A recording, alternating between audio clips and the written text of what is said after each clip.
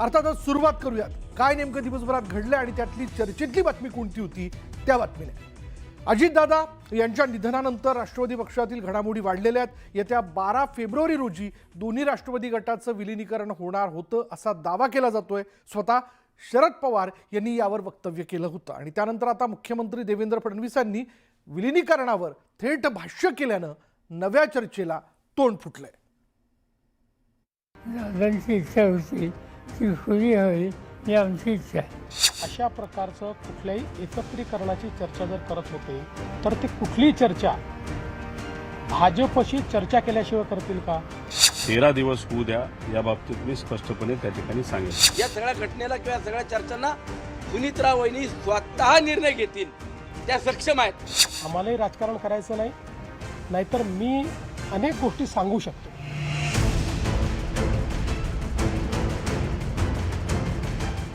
राष्ट्रवादी काँग्रेसच्या विलीनीकरणावरून आता दावे प्रतिदाव्यांचा सिलसिला सुरू झालाय। शनिवारी खुद्द शरद पवारांनी राष्ट्रवादीच्या विलीनीकरणाविषयी दोन्ही पक्षात चर्चा सुरू होती असा दावा केला।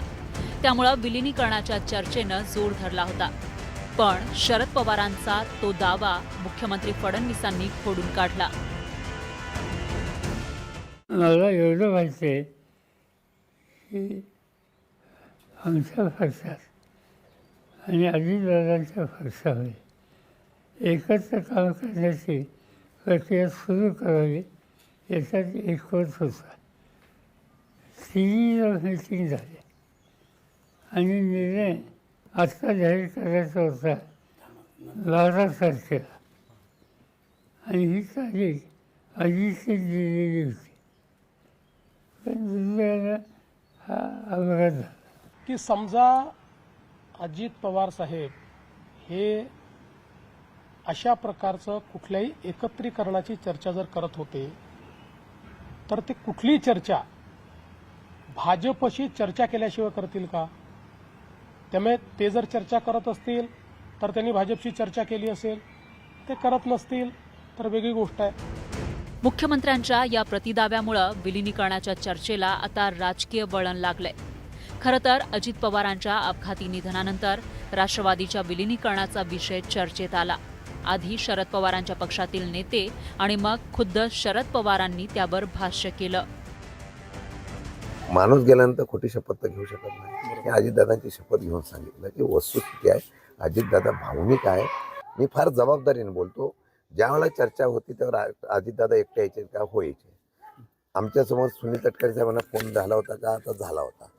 तसं होतं म्हणूनच नगरपालिका, महानगरपालिका, जिल्हा परिषद, पंचायत समित्या राष्ट्रवादीचे जे आमचे उमेदवार आहेत ते सगळे आम्ही घड्याळावर लढवण्याच्या संदर्भात निर्णय घेतला का? असाच घेतला का? विलीनीकरण होणार म्हणूनच घेतला होता, हे तरी मान्य करा ना। की विलीनीकरणाचा विषय अजितदादांच्याबरोबर आमची चर्चा चाललेली होती। अजितदादांच्या ज्या दिवशी गेले त्या दिवशी मी सगळ्यांना सांगितलं माझा त्यांचा जवळचा कसा संबंध आलेला होता, अलीकडे तर वाढलेला होता, हे सांगण्याचा उद्देश होता। आता मी त्याच्यावर काल मला ज्यांनी विचारलं त्यांच्यासमोर आता बोललेलो आहे, तर त्यावर बोलण्याची आवश्यकता मला आहे असं मला वाटत नाही। मला म्हणजे अशोकन आता हे संघर्ष बाद झाला, संघर्षाचं राजकारण करण्यापेक्षा एकीचं विकासाचं राजकारण आपण करू।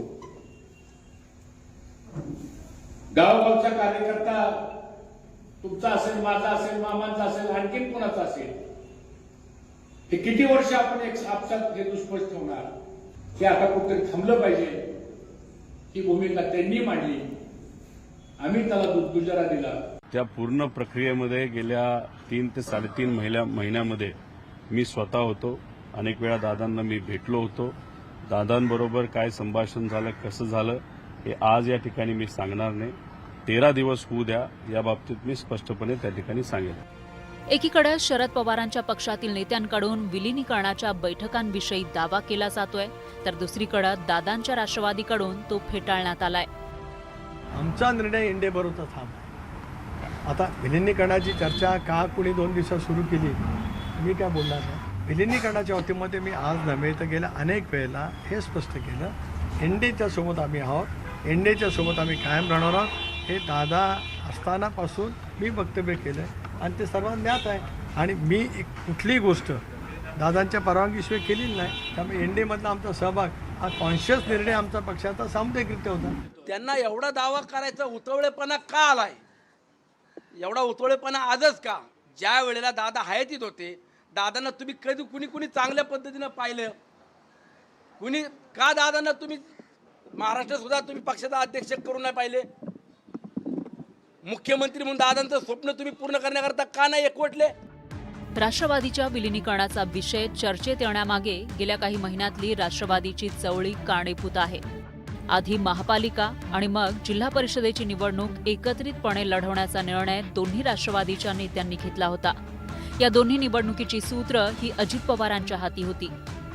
त्याचवेळी राष्ट्रवादीच्या विलिनीकरणाची चर्चा सुरू झाली होती, पण दोन्ही बाजूच्या प्रमुख नेत्यांनी त्यावर थेट भाष्य करणं टाळलं होतं. पण आता अजित पवारांच्या निधनानंतर यावरून दाव्या प्रतिदाव्यांची जणू स्पर्धाच लागलीय. Bureau report, news 18 Marathi.